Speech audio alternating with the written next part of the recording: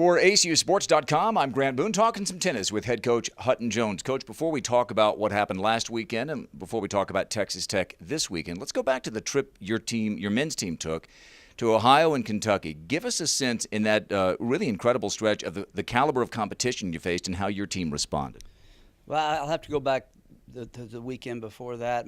We have 10 guys on the team that can play a little bit. You know, it drops a little bit. We got some young guys still coming on, but the whole goal was to really lay a foundation and get and play a lot of matches, and there's no really easy way to do that. I mean, I guess in a perfect world we could schedule 8 matches here, but it's hard to get all those mid-majors to come to Abilene, Texas, and so we kind of hit 2 areas, went to Colorado, got 4 matches in, and then they were all I call them mid-major schools, kind of like us, whether it's Dayton, Wright State, Eastern Kentucky, Northern Kentucky. You know, I would consider those mid-majors. Sure. Very good teams.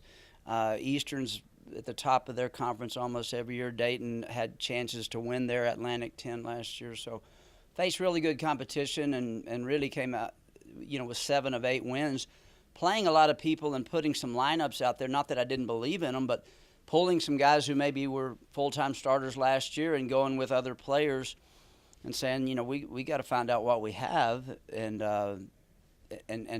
still came out on top. That one slip that I feel like should have won, you know, the last one, but Northern Kentucky. Yeah, I mean, but you experimented a little bit, right? That was kind of I still think we should have won with that lineup, but you know, we needed to see and get people experience and that's non-conference. And even rest some people when you're playing doubleheader. So, you know, I feel like there was a method to the madness.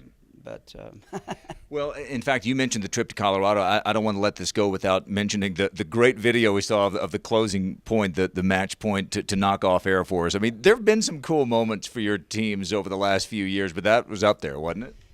Well, it was really fun for Hunter. You know, the different ones to do it and a Hunter to do it. And you know, when you're every point, everybody's watching everyone, and him to come through there, that's going to help us down the road and to have come through and under that kind of pressure. And it was kind of a funky point if you saw it was weird. Saw the point, but funky good. Since the last time we spoke, Josh Sheehy was named Player of the Week in the Southland Conference. You brought him in last year, and he's been as good as advertised, if not better, hasn't he? Well, you know, playing number 1 as a freshman, he handled it about as good as anybody I've ever seen. You know, maybe some kid that is competed in Wimbledon juniors and is coming into college, like a few of these D1s, maybe a guy who was, you know, top 5 in the world, they're going to do okay as a freshman. Sure. But Josh was just, you know, out of Texas high school, maybe the best player in Texas. But to throw him in there and for him to took him a while last year, to be honest with you. He didn't win a match in the fall until the very last tournament. Now, he had a lot of close matches, and then he was very close to being freshman of the year. I can't remember, maybe he did or didn't, but had a good year. And then coming back this year, there's just another maturity level. When you look at him in the Texas match, compared to we played Texas first match last year, it's really amazing the maturity level difference. And my goodness, 1 point can make a difference, as the Atlanta Falcons know, or one possession. But he was a point away from beating UT's number 1, that's their number 1. And you know, for an Abilene Chris, it was impressive. And I just look for him to keep getting better. You know, is this the deepest men's team you've had in a long time? For sure, yeah. We had some, you know, very good D2 teams, but when I look at the depth and when it's very hard for me to decide who's going out there, because I know each of those guys are competitors and they want to play, and I just do the best I can to say, well, this is what we need to go with today. Coach, you played last weekend, and you had a couple of teams in here, Trinity and Tyler. And for people who may just have glanced at the final scores, they saw you beat Trinity, lost to Tyler, and some might say Tyler. Could you help people understand how fine that line is when you get the very best junior college team in America, a team that's a constant feeder, are they not, to top caliber D1 teams? This is a legit team in Tyler, wasn't it? That's a top 50 D1 team. Yeah. I mean, if they junior were D1. college is, you know, football, you're not I don't mean there's not good teams. It's just different in tennis and golf and even some baseball teams. To be honest with you, if they're number 1 or 2 in JUCO, you're playing a good D1 team. As for instance, their number 2 guy has already signed with Oklahoma, right. who is elite national runner-up last year. Yeah. And that's their number 2 guy. So that means the guy playing 1 was better than him that's a new guy. And he lost in 3 sets to him, and we had chances to win that match. But, you know, I hate to lose to a junior college, but this is not really apples to... It's not the same. Casey Wilson's gone through that in soccer as well. Some of the very elite teams on the junior college level in certain sports are equivalent. Better than most on the high D1 level. Let me quickly get you to talk about the women's team. You were with them the first week of January when they went out. Give us a sense of what you've seen from them.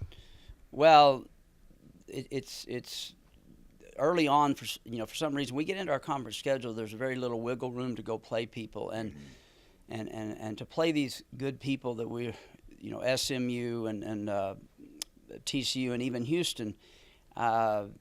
That gives us a shot to get into conference and be comfortable playing very, very tough people. So, again, I don't go into them wanting to lose. I just was telling someone at lunch today, it's coming where we're going to, win some of those in early season and not just be the typical football team that's playing Alabama that's going to lose 60-0.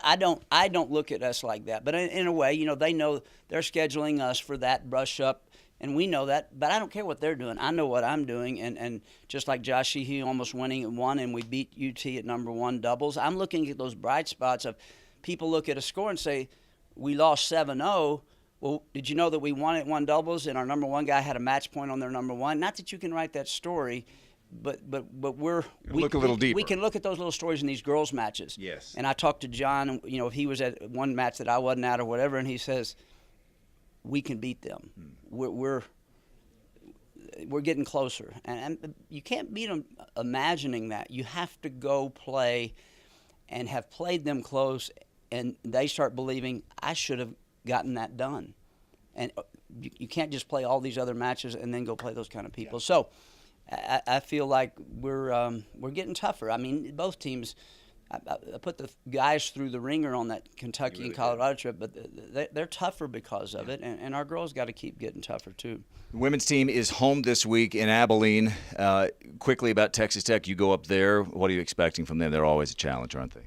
Well, they were top 10 or 15 last year. I know they've lost some early season matches in some ranked opponents, so I'm sure they're hungry to win after losing a few. And I don't study people that much on what they've just done because I just like to assume everybody's good. I just happened to look at it this morning, and they've lost a few that they probably shouldn't have, and so they're not wanting to mess around. But I'd look for them if they better be ready to play. If they don't play their best, they're letting us write a little history. So. And we've done it against Texas Tech and some other sports. So the men's team at Texas Tech, women's team home this weekend. For Hutton Jones, I'm Grant Boone for ACUSports.com.